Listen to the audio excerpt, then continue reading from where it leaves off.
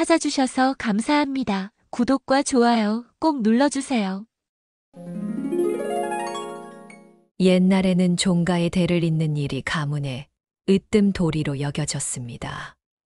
본부인이 오래도록 아이를 얻지 못할 때 드물게 씨바지라 부르는 여인을 들여 아무도 모르게 아이를 낳게 하고 그 아이를 본부인이 낳은 자식처럼 족보에 올리곤 하였습니다. 이 일은 집안의 체면과 대를 잇는다는 막중한 책임이 걸린 철저한 비밀이었으며 그 사실을 아는 이는 극소수였습니다. 씨바지의 거처는 따로 마련되었고 아이를 낳는 순간 그 아이와 반드시 이별해야 했습니다. 그러니 씨바지의 길은 생명을 품되 어머니라 불릴 수 없는 이름 없이 지나가야 하는 잔인한 길이었습니다. 씨앗을 품고 꽃을 피운 뒤 그 꽃을 멀리서 바라봐야만 하는 운명이었습니다. 매서운 겨울바람이 윤가 사랑채의 마른 나뭇가지들을 흔들던 어느 밤이었습니다. 땅은 딱딱하게 얼어붙었고 삭막한 마당엔 싸늘한 기운마저 감돌았습니다. 낡은 무명 치마 저고리를 입은 19. 꽃다운 나이의 연화는 초조한 눈빛으로 낡은 가마 안에서 몸을 떨고 있었습니다. 그녀의 행선지는 경기도 인근의 이름난 양반가였습니다. 연화의 고향은 경상도 외진 산골이었습니다. 가난한 소작농의 맏딸로 태어난 그녀는 어릴 적부터 온갖 굳은 일을 도맡아 했지만 아버지가 병으로 쓰러지게 된 후엔 온 가족들이 더욱더 힘든 삶을 살게 되었습니다. 그때 마을에 드문드문 찾아오던 떠돌이 약장수가 연화에게 솔깃한 제안을 해왔습니다. 서울의 큰 양반댁 마님이 오랫동안 자식이 없어 걱정인데 아이를 낳아주면 후한 보상을 해준다는 이야기였습니다. 처음에는 말도 안 되는 소리라며 손사래를 쳤지만 당장 굶고 있는 가족들을 생각하니 다른 방도가 없었습니다. 결국 연화는 눈물을 머금고 그 제안을 받아들이기로 했습니다. 어린 나이에 낯선 양반가의 씨바지로 팔려가듯 떠나게 된 것입니다.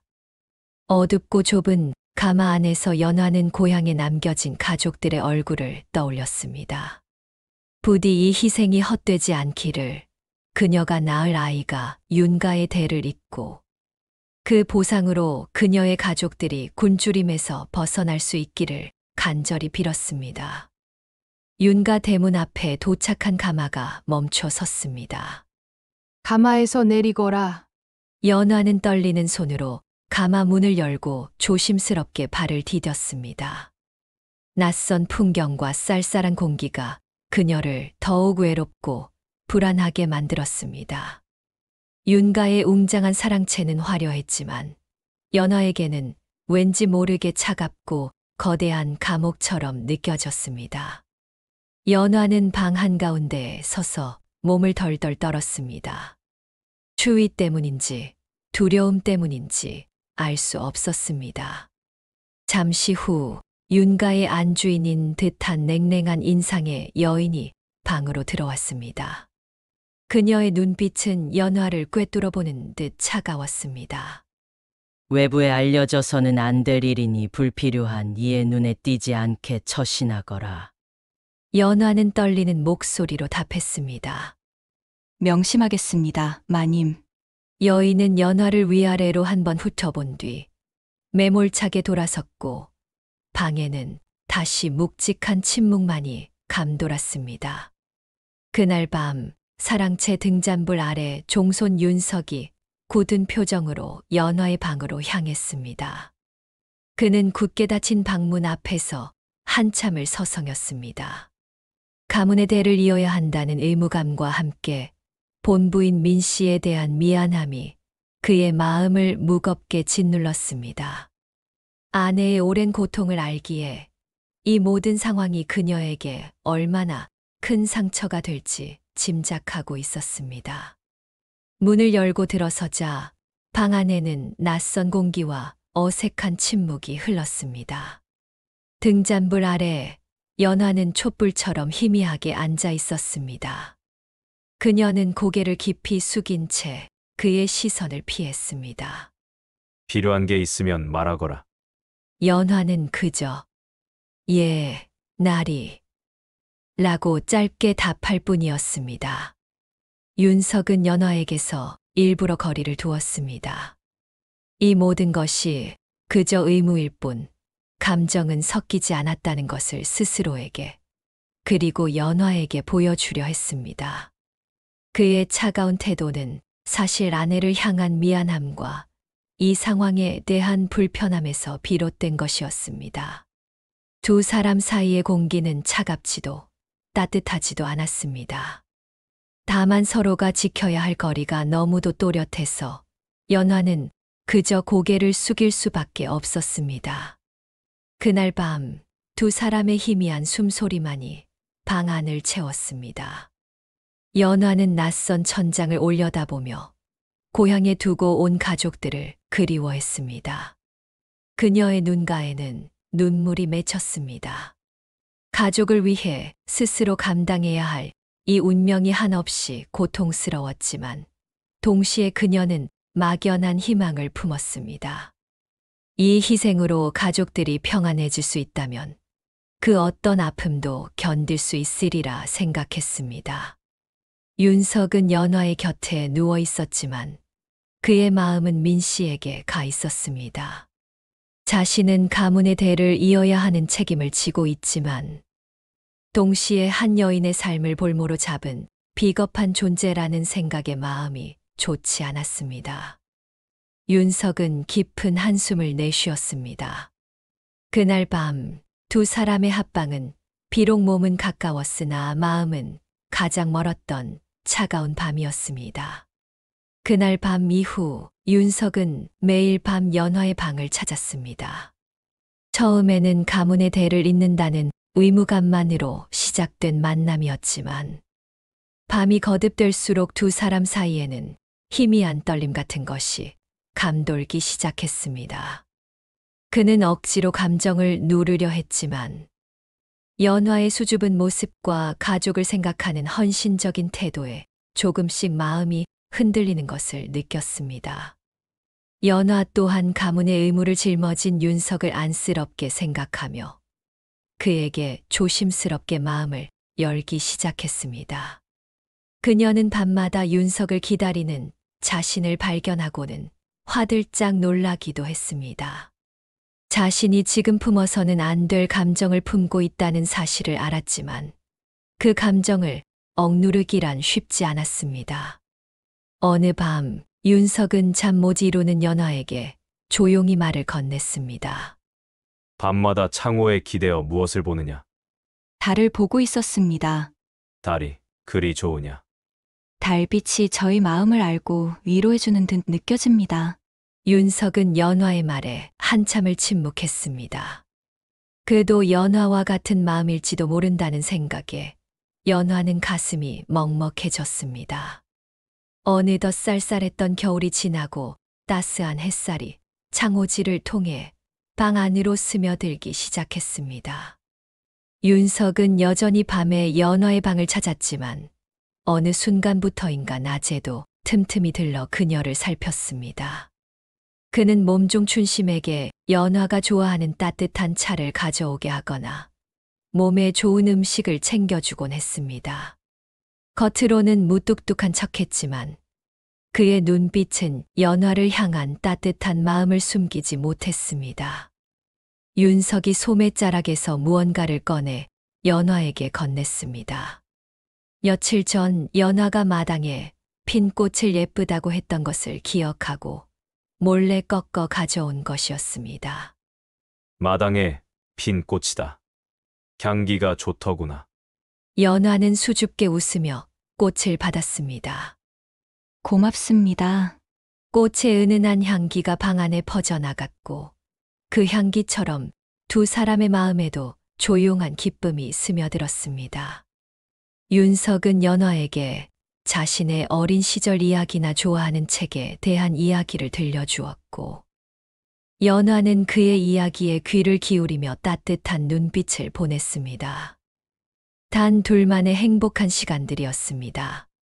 대청 마당에 새순이 들기 시작한 아침이었습니다. 연화가 갑자기 헛구역질을 했습니다. 이를 본 춘심은 곧장 안채로 달려가 주인마님께 조심스럽게 아뢰었습니다. 마님, 연화 아씨께서 속이 안 좋으신지 자꾸 헛구역질을 하시옵니다. 혹시 아기를 가진 것이 아닐까요? 주인마님의 눈빛이 흔들렸지만 이내 냉정을 되찾고 차분하게 말했습니다. 조용히 가서 의원을 불러오너라. 얼마 지나지 않아 의원이 들어와 연화를 진맥했습니다. 대기가 분명합니다. 무리하지 않게 하시고 기운 잃지 않게 조심하십시오.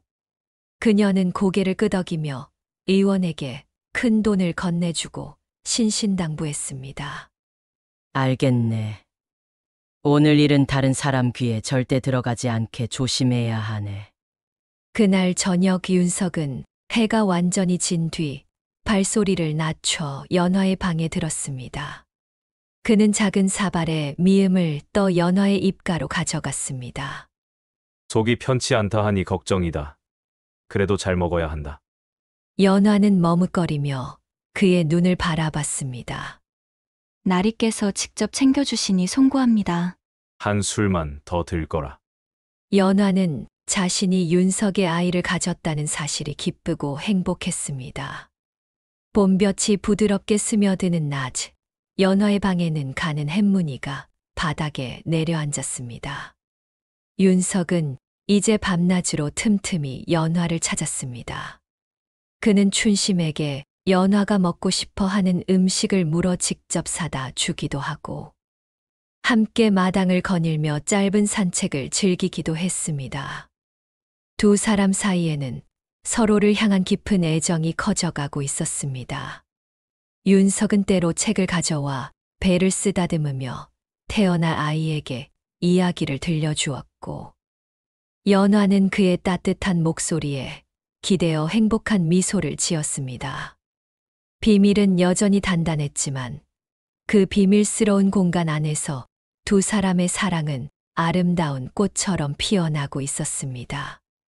밤이면 윤석은 연화를 안고 잠이 들었고, 연화는 그의 숨소리를 들으며 그의 곁을 지켰습니다. 시간은 쉼 없이 흘러 아이를 낳을 날이 가까워졌습니다. 연화는 날이 갈수록 커지는 배를 보며 기쁨보다 불안에 휩싸이기 시작했습니다. 아이의 울음소리가 방을 채우는 순간 자신은 이 집을 떠나야 한다는 사실이 그녀의 심장을 짓눌렀습니다. 한 번도 느껴보지 못한 행복을 맛보았기에 이별의 아픔은 더욱 크게 다가왔습니다. 나리, 윤석의 품에 안겨 그녀는 떨리는 목소리로 말했습니다. 이 아이도 나리도 두고 떠나야 하는 날이 얼마 남지 않았나 봅니다. 윤석은 연화의 머리를 쓰다듬으며 아무 말도 할 수 없었습니다. 그 역시 그녀의 불안을 누구보다 잘 알고 있었기 때문입니다. 처음에는 그저 가문의 의무로 시작된 관계였지만 이제는 그녀를 향한 깊은 정이 자리 잡아 이별을 상상하는 것만으로도 가슴이 찢어지는 듯 했습니다. 찬 바람이 매섭게 몰아치던 겨울밤, 멀리서 희미한 눈발이 날렸습니다. 연화의 배에 규칙적인 통증이 찾아왔습니다. 춘심은 물과 수건을 서둘러 데웠고 산파 할멈이 조용히 들어왔습니다. 숨 고르게 쉬어요. 길게, 길게. 윤석은 문가에 서서 초조한 표정으로 기다렸습니다. 그의 얼굴에는 걱정과 안타까움이 가득했습니다. 필요한 게 있으면 바로 말하시오. 평생을 해온 일이니 걱정 마십시오. 시간이 길게 늘어졌습니다. 연화는 허연 이불을 꽉 잡았습니다. 손등에 푸른 핏줄이 도드라졌습니다. 진통이 깊어질수록 방 안의 공기는 뜨거워졌고 바깥 공기는 차갑고 고요했습니다. 춘심이 흐느끼는 연화의 곁에서 출산을 돕고 있었습니다. 아씨, 하늘이 도울 테니 조금만 더 힘을 내세요.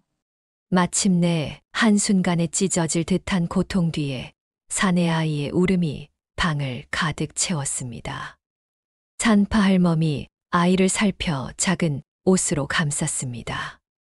아이가 연화의 가슴께로 안기자 연화는 그 작은 생명에 모든 고통을 잊은 듯 온화하게 미소 지었습니다. 곧이어 윤석도 방으로 들어왔습니다. 윤석은 눈물을 글썽이며 연화에게 다가갔습니다. 수고했다. 정말 수고했어. 그는 손수건을 꺼내 연화의 이마를 조심스럽게 닦았습니다. 그의 손끝은 떨렸습니다. 연화가 아이를 내려다보며 속삭였습니다. 나리를 많이 닮은 것 같습니다. 그렇게 보이느냐? 두 사람에게 한없이 행복한 순간이었습니다. 아이가 태어난 후 방 안에는 전내음과 함께 희미한 행복이 감돌았지만 그 행복은 오래가지 못할 시한부였습니다. 약속된 날이 다가왔고 마침내 이 집에서 마지막 날이 되었습니다. 윤석이 조용히 산파 할멈을 불렀습니다.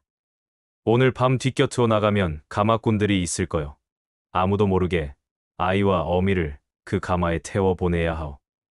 윤석은 산파 할멈에게 마지막 부탁을 했습니다. 걱정 마십시오. 이 늙은이를 믿어보시지요. 산파 할멈은 아이와 산모를 위해 이것저것 보따리를 싸기 시작했습니다. 윤석은 종이를 꺼내 붓을 들었습니다. 먹을 가는 둔탁한 소리가 조용한 방을 메웠습니다. 그리고 떨리는 손으로 또박또박 적었습니다. 정건 그리고 그 옆에 아비 윤석이라는 글자를 썼습니다. 그것은 윤석이 아들을 위해 지어준 이름이었습니다. 어둠이 내려 깜깜한 밤, 연화는 아이를 가슴에 더 꼭 끌어안았습니다. 뜨거운 눈물이 쉴 새 없이 흘러내렸습니다. 윤석이 잠시 말이 없었습니다. 말 대신 방 안을 한 바퀴 천천히 둘러보았습니다. 여기에서의 시간, 숨, 웃음, 울음, 그리고 사랑. 모든 것이 그의 마음에 깊이 새겨져 있었습니다. 부디 행복하게 살 거라. 나리 잊지 않겠습니다. 부디 건강하십시오. 달빛이 기와를 타고 내렸습니다. 바람은 얇고 새벽은 멀었습니다. 방 안의 등잔불이 한 번 크게 흔들리고 문이 조심스레 열렸습니다. 산파 할멈이 앞서서 발끝으로 걸었고 춘심이 눈물로 연화의 외투를 여며 주었습니다. 한 걸음 뒤에 있던 윤석이 다가와 아이의 작은 손을 조심스럽게 감쌌습니다. 그의 눈에는 뜨거운 눈물이 가득 고여 있었습니다. 정건아. 그가 처음이자 마지막으로 아들의 이름을 불러보았습니다. 정건아. 더 이상 말을 잇지 못하고 그는 아이의 작은 손에 입을 맞췄습니다. 연화는 떨리는 목소리로 마지막 인사를 건넸습니다. 나리, 그동안 진심으로 감사했습니다. 연화를 마주보는 윤석의 두 눈엔 눈물이 맺혀 있었습니다. 잘 가거라. 문 앞에 남은 윤석의 모습을 달빛이 서글프게 비추고 있었습니다. 바퀴 소리가 점점 멀어졌습니다. 윤석은 그 소리가 완전히 사라질 때까지 그 자리에 굳건히 서 있었습니다. 그의 손끝에는 아직 아이의 따뜻한 온기가 남아있는 듯 했습니다. 연화는 아이를 더 꼭 안았습니다. 그리고 윤석이 준 종이를 펼쳐보았습니다. 정건 그리고 그 옆에 적힌 아비 윤석. 똥이틀 무렴, 가마는 외곽 주막의 뒷곁에 멈췄습니다. 산파 할멈은 연화에게 마지막으로 갈 길을 상세히 일러주고 조용히 떠나갔습니다. 그날 윤가에는 별다른 소문이 나지 않았습니다. 누구도 묻지 않았고 누구도 아는 척하지 않았습니다. 비밀은 그렇게 지켜졌습니다. 사랑채 마루 끝에서 윤석은 하얗게 밝아오는 새벽 하늘을 하염없이 올려다보았습니다. 그의 마음속에는 깊은 슬픔과 함께 언젠가 다시 만날 날을 기약할 수 없는 아픔만이 가득했습니다. 오늘도 함께 해주셔서 고맙습니다. 다음 이야기에서 다시 인사드리겠습니다.